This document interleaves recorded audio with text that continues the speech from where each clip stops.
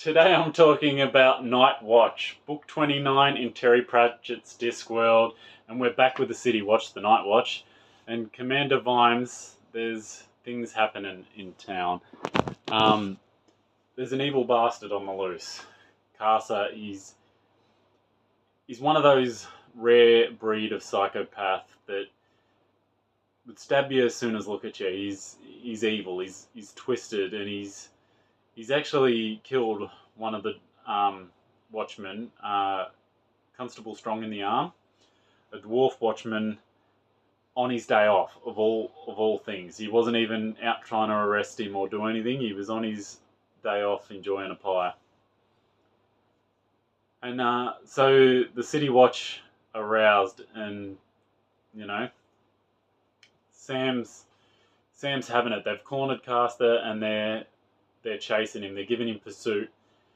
But Sam doesn't want any more of his officers. Vimes doesn't want any more of his officers caught. So he's going to take lead. He's going to take charge.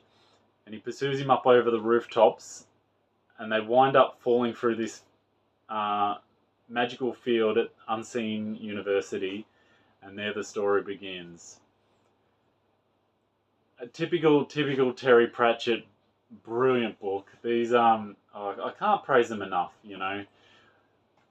Originally in the first guards, or just guards.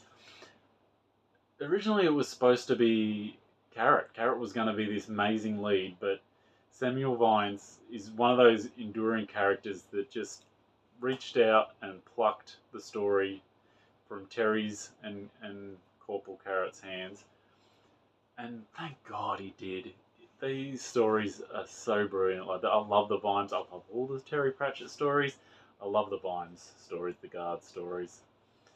And so, through this magical field of time, Sam's been sent back into Morpork as a younger man, as a very young Samuel Vimes, has just basically began his tour on the City Guards and the Night Watch. And back before Veterinary was patrician, so there's a real B word, a real bastard who's in charge, and there's a lot of stuff going on in the city, and a lot of rioting and stuff. And we get our Time Monk comes back, the sweeper from a couple of previous novels, Fee for Time.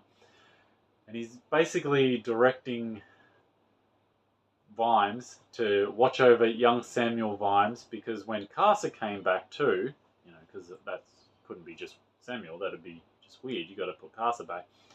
Basically stabs John Keel, young Samuel's mentor. So Samuel has to come back and be mentor to himself, because Discworlds aren't quirky enough. We've got to have this time field play, and it's actually a really cool way that they do this. But he naturally changes things. You can't go back in time and not change things. Even if you try not to change things, he's still changing things. And it's pretty cool. So there's rioting in the street, something we possibly need to see a little bit channeled over in America right now, except the wrong people stormed the keep basically last time. It was, and that's kind of this is so much metaphors. That just occurred to me in this one, that they're fighting this tyrannical government of and the unmentionables, the secret police, and it kind of is a little bit applicable for what's going on in our world politics, where we think a lot of what's going on in America, we're going to look back and think we're on the wrong side of history. Surely they're going to. Hopefully they're going to. Our world is really in a state of chaos. But let's get all that out. But their world is in a state of chaos, and it's Samuel Vimes, or Sam Vimes, or Vimes. Just call him Vimes for now. There's young Samuel and there's Vimes. So Vimes is just trying to keep the people safe, his people safe, and keep himself safe, so he can go back and Lady Sybil is pregnant. So how did I not mention that? But yeah, Lady Sybil is pregnant. So we meet a young Fred Colin, who's not yet a sergeant. Fred Colin's a born sergeant, Sergeant Colin. He's a born sergeant, but he's not yet received his first sergeant appointment. There's also a young veterinary who's not yet patrician, obviously, but he is an assassin's graduate. And Red Shoe, we meet Red Shoe before he's a zombie, which is very cool. And he just, had that natural gravitas to be one day a zombie. Dwarves in that don't play a big part yet. Obviously, there was a lot of prejudice early days in the Discworld novels, and Sam was a big part of changing that prejudice. And same with the trolls. He's thinking, how would he deal with these issues that he's cropping up in early times in modern thing? And he just sent detritus to sort it out, and a gang of troll coppers, but he doesn't have that to call on, so he's got to use his wits a little bit more, because it's really in the bad old days of the Discworld.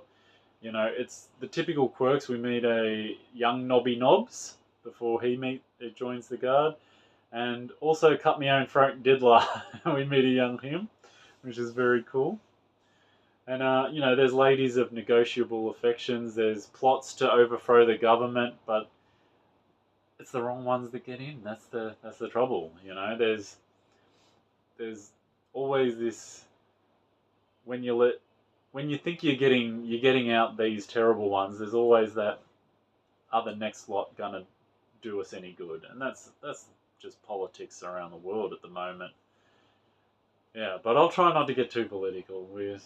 There's a lot of chaos, and there's a lot of chaos in Nightwatch, and there's the typical puns, there's the typical jokes, and there's this brilliant scene with Death. I forgot to actually tag it, but someone dies while eating cake, and he complains to Death about, I didn't even get to finish my cake. Is there any more cake? And I'm going to channel it. I'm not going to say it correct, but no, Death is, no, there is no more cake.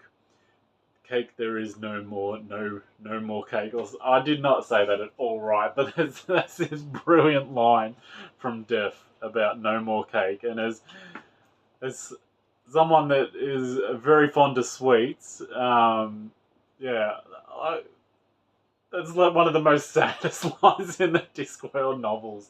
The cake, there is no more. Yeah, that was definitely one of the saddest lines. It's a brilliant to see how it all wraps up, and how the time monks come back into play to get Sam back into the right time and see if he can save the day.